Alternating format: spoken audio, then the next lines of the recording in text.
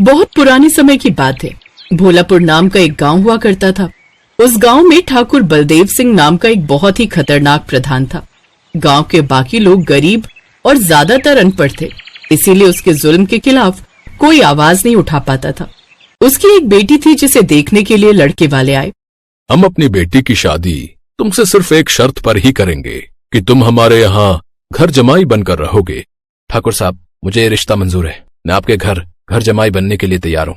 लेकिन तभी राजकिशोर का पिता बीच में बोल पड़ा।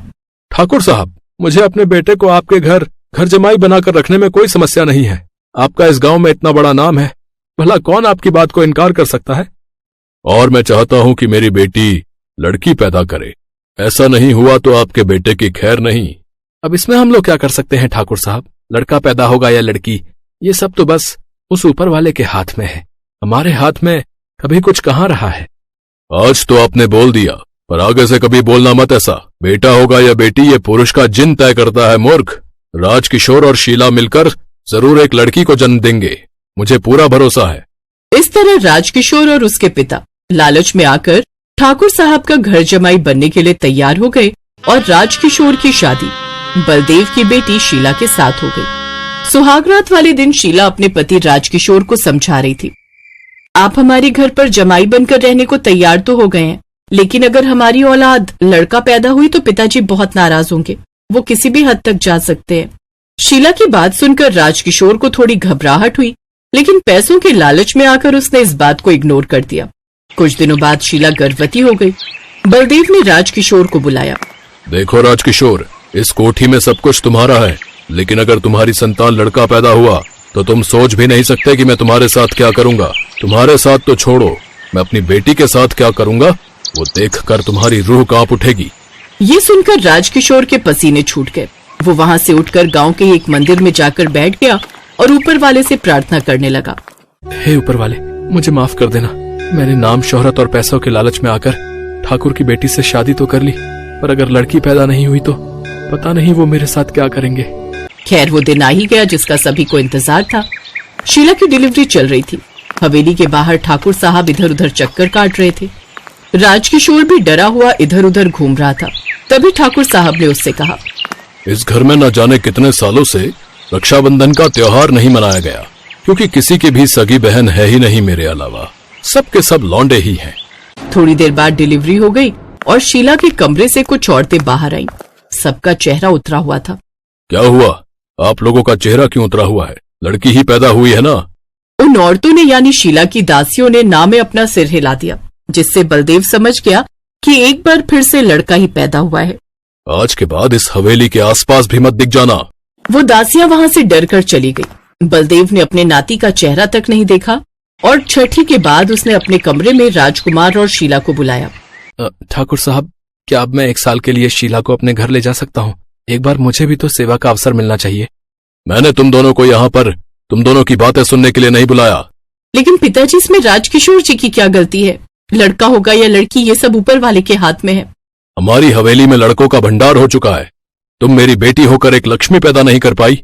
मेरे ज्योतिषी ने कहा था कि अगर मेरे घर लड़की पैदा नहीं हुई तो ये सारा राजपाट छिन जाएगा। ठाकुर साहब, हमारी रगों में भी ठाकुरों का खून दौड़ता है। आप इस तरह हम पर जुल्म नहीं कर सकते।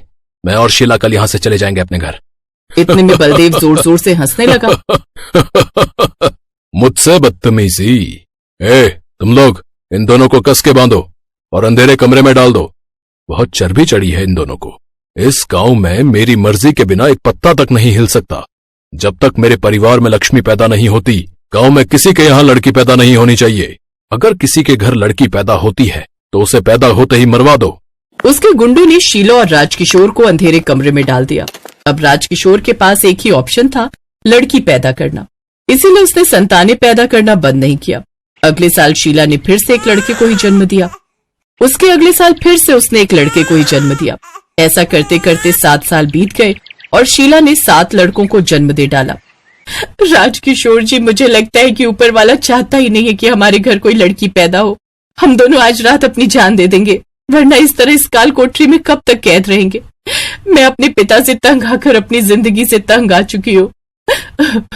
शायद तुम ठीक कह रही हो शीला। आज रात हम लोग खुद को खत्म कर देंगे। तभी अचानक कैलाश में बैठे हुए शिव जी की आंख खुल गई। उन्होंने देखा कि पार्वती रो रही हैं। देख रहे हैं आप तो पालनहार हैं। क्या ये दोनों अपनी जान का नाश करेंगे या इस रक्षाबंधन उनकी जिंदगी में एक नई खुशियां लेकर आएगा? ये दोनों पूरी तरह हार चुके हैं। जो पूरी तरह से हार जाता है उसे मैं फिर हारने नहीं देता। तुम फिक्र मत करो पार्वती, ऐसा कुछ नहीं होगा। लेकिन जान देना आसान थोड़ी है। राजकिशोर और शीला ने सोच लिया था लेकिन कर नहीं पाए। वो दोनों सिसक सिसक कर रोने लगे। शीला, अगर हमें यहाँ से आजाद होकर एक नई जिंदगी शुरू करनी है तो हमें किसी न किसी तरह एक लड़की पैदा करनी ही होगी, फिर इसमें चाहे कितने ही साल क्यों न लग जाए। हे भोलेनाथ, आखिर कब तक तू हमारी परीक्षा लेता रहेगा? कुछ दिनों बाद शीला एक बार फिर से गर्भवती हो गई। एक गुंडा ये खबर लेकर बलदेव के पास गया। ठाकुर साहब, देवी जी एक बार फिर से गर्भवती हो गई हैं। बलदेव ने अपने गले से सोने की चेन निकालकर गुंडे को भेंट कर दी। धन्यवाद मालिक। ऊपर वाले से दुआ करना कि शीला की अगली संतान लड़की ही पैदा हो, वरना तेरी भेंट चढ़ा दूंगा। वो गुंडा डर कर वहाँ से चला गया। मुझे ठाकुर को यह खबर नहीं देनी चाहिए थी, किसी और को भेज देना चाहिए था। अगर इस बार भी लड़का पैदा हो गया तो मुझे अपनी जान की कुर्बानी देनी पड़ेगी। हे भोलेनाथ, बचा लेना मुझे। 9 महीने बाद शीला की डिलीवरी का समय आ गया, लेकिन इस बार उसने कारागार में ही एक लड़की को जन्म दिया। राजकिशोर और शीला की खुशी का ठिकाना न रहा। शीला, हमारी बेटी ही अब हमें आजाद कराएगी। इतने में वहाँ पर वही गुंडा आ गया। मालकिन, क्या पक्का इस बार लड़की ही पैदा हुई है? हाँ, जाओ जाकर पिताजी को खबर दे दो। शीला और राजकिशोर से ज्यादा वो गुंडा खुश था क्योंकि उसकी जान बच गई थी। वो भागता हुआ बलदेव के पास गया। मालिक, आपके घर लक्ष्मी पैदा हुई है। तो सच कह रहा है? हाँ, आप खुद जाकर देख लीजिए। अगर तेरी बात सच निकली तो मैं तुझे माला माल कर दूंगा। इतना कहकर बलदेव कारागार की तरफ चला गया। वाह बिटिया, आपने तो आते ही मेरी जिंदगी बदल दी। बलदेव ने अपनी नातिन को गोद में उठाया। वो बहुत ज्यादा खुश हुआ। राजकिशोर, मुझे माफ कर देना। नातिन की चाहत में मैं पागल हो गया था। आज रक्षाबंधन है, कल तुम शीला को अपने घर ले जा सकते हो। अब तुम्हें घर जमाई बनकर रहने की कोई जरूरत नहीं है। वाह, आप भी कमाल करते हैं। एक पल में सब कुछ बदल दिया। महादेव पार्वती की बातों पर सिर्फ मुस्कुराने लगे। इसी तरह अंत में सब कुछ ठीक हो गया।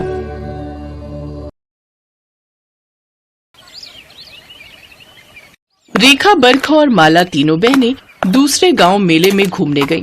रास्ते में तीनों को प्यास लगी तो एक बड़े खेत के पास रुक गईं। वो सामने कोई कुटिया दिखाई दे रही है। मुझे लगता है वहाँ कोई कुआं या तालाब जरूर होगा। चलो चलकर देखते हैं। तीनों बहनें उस खेत में जाती हैं। वहाँ पर एक कुआं था। तीनों जैसे ही पानी पीने लगती हैं, अचानक उन्हें किसी के कराहने की आवाज आती है। मुझे थोड़ा पानी पिला दो। मैं कुएं से पानी नहीं खींच सकती क्योंकि मैं गर्भवती हूँ। मेरे पति भोजन की तलाश में गए हैं। उन्हें आने में बहुत देर हो गई, नहीं तो वो मेरे लिए कुएं से पानी खींचकर भर देते। अरे, जब शरीर संभाला ही नहीं जाता तो गर्भवती क्यों होती हो? देखो तो कितना बड़ा पेट लटकाए बैठी हो। वही तो, जब खुद से कोई काम नहीं किया जाता तो गर्भवती होने की जरूरत क्या है? रेखा दीदी, बरखा दीदी, मुझे तो हंसी आ रही है। इतना मोटा पेट लेकर भला कौन रह सकता है? मैं तो कभी भी गर्भवती ना हूँ। मुझे तो ऐसा मोटा पेट और शरीर लेकर रहा ही नहीं जाएगा। चलो ना दीदी, इस औरत पर क्या ध्यान देना। हम कुएं से पानी पीते हैं ना। हाँ, चलो चलते हैं। हम क्या इसके नौकर हैं जो पहले इसके लिए पानी लाएंगे? हम खुद पानी पियेंगे। हमें बहुत प्यास लगी है। औरत दर्द से कराह रही थी। उसे प्यास भी लगी थी, पर तीनों बहनों ने उस औरत पर कोई तरस नहीं खाया। तभी उस औरत का पति, जो कि एक ऋषि था, और वो आ जाता है। खबरदार, जो कुएं से पानी भी पिया। तुमने मेरी पत्नी का मजाक उड़ाया है। विपदा के समय उसकी मदद नहीं की। एक गर्भवती स्त्री को दर्द से कराहते हुए देखकर भी तुम्हें जरा सी दया नहीं आई। मैं तुम तीनों को श्राप देता हूं कि तुम तीनों अभी के अभी गर्भवती हो जाओगी। तभी तुम्हें पता चलेगा कि एक गर्भवती स्त्री की तकलीफ क्या होती है। वो ऋषि क्रोध में आकर तीनों बहनों को श्राप दे देता है। तीनों रोती हुई घर आ जाती हैं और सारी बात अपने भाई महेंद्र को बताती हैं। महेंद्र उन ऋषि और उनकी पत्नी को ढूंढता है, पर वहाँ खेत में अब उनकी कुटिया नहीं थी। न जाने वे दोनों कहाँ चले गए थे। महेंद्र अपनी बहनों के साथ घर लौट आता है। महेंद्र की तीनों बहनें गर्भवती हो चुकी थी। उनको गर्भावस्था में देखकर सारे गांव वाले उन पर थू थू कर रहे थे। महेंद्र की तीनों बहनों का रो रो कर बुरा हाल था। हे भगवान, अब मैं क्या करूं? इन तीनों की तो सगाई भी हो चुकी है। अगर इनके ससुराल वालों को ये बात पता चली तो मैं उनसे क्या कहूंगा कि मेरी तीनों बहनें बिन ब्याही गर्भवती कैसे बनी? कौन विश्वास करेगा? भैया भैया, अब हम क्या करेंगे? हमें तो बहुत डर लग रहा है। हमारी वजह से आपकी कितनी बदनामी हो रही है। इससे तो हम तीनों इस दुनिया में ना ही रहे तो अच्छा है। रेखा, कैसी बातें कर रही हो तुम तीनों? तुम तीनों बहनें मेरे लिए क्या हो ये बताने की जरूरत नहीं। कोई ना कोई रास्ता जरूर निकल आएगा। चलो हम भगवान शिव के मंदिर चलते हैं और उनसे प्रार्थना करेंगे कि वो उन ऋषि और उनकी पत्नी को ढूंढने में हमारी मदद करें। महेंद्र तीनों बहनों के साथ शिव जी के मंदिर जाता है और प्रार्थना करता है। तभी तीनों की नजर वहाँ ऋषि और उनकी पत्नी पर जाती है, जो मंदिर में ही बैठे थे। भैया भैया, वो देखो, वो ऋषि और उनकी पत्नी वहाँ बैठे हैं। भगवान शिव ने हमारी सुन ली भैया, हमें ऋषि और उनकी पत्नी मिल गए। चलो रेखा दीदी, बरखा दीदी, हम उनसे माफी मांगेंगे। जय शिव शंकर, आपने हमें ऋषि और उनकी पत्नी से मिलवा दिया। आपकी सदा ही जय हो। चलो तीनों जल्दी चलो और इनसे माफी मांगो। चलो। महेंद्र तीनों बहनों के साथ उन ऋषि के पास जाता है और सिर झुकाकर क्षमा मांगता है। हे ऋषि महाराज, मेरी तीनों बहनों से भूल हो गई। इन्होंने नादानी में ऐसा किया, इन्हें क्षमा कर दीजिए ऋषि महाराज। अच्छा, तो तू इन तीनों की तरफदारी करने के लिए आया है? जा, मैं नहीं माफ करूंगा। नहीं नहीं, ऐसा मत कहिए। अब भगवान शिव के मंदिर में बैठे हैं और आप तो जानते ही हैं शिव जी कितने दयालु हैं। वो अपने सभी भक्तों को क्षमा कर देते हैं। तो आप भी तो शिव भक्त हैं, आप भी मेरी बहनों को क्षमा कर दीजिए। अच्छा चल ठीक है, मैं तेरी तीनों बहनों को क्षमा कर दूंगा, पर तुझे मेरी एक शर्त माननी होगी। कहिए, मुझे आपकी हर शर्त मंजूर है। ठीक है, मैं अपना श्राप वापस ले लूंगा, पर तुम्हें अपनी बहनों के लिए बलिदान देना होगा। तुम आजीवन विवाह नहीं करोगे, अविवाहित रहोगे। बोलो, क्या तुम करने को तैयार हो? हाँ, मुझे ये शर्त मंजूर है। नहीं, पर हमें नहीं। अगर हमारा भाई आजीवन अविवाहित रहेगा तो हम तीनों बहनें भी कभी शादी नहीं करेंगे। हम तीनों बहनें अपनी जान दे देंगे। ऋषि महाराज, अगर आप ये शर्त रखेंगे तो हम तीनों बहनें इस दुनिया में जीवित ही नहीं रहेंगे। तीनों बहनों और भाई का प्यार देखकर ऋषि को उन पर दया आ गई और उन्होंने अपना श्राप वापस ले लिया। परंतु याद रहे, आज के बाद कभी भी किसी संकट में पड़े असहाय व्यक्ति का मजाक मत उड़ाना। महेंद्र की तीनों बहनें वादा करती हैं कि वो ऐसा कभी नहीं करेंगे। तीनों फिर से पहली वाली अवस्था में आ जाती हैं और महेंद्र अपनी बहनों को लेकर खुशी खुशी घर लौट आता है।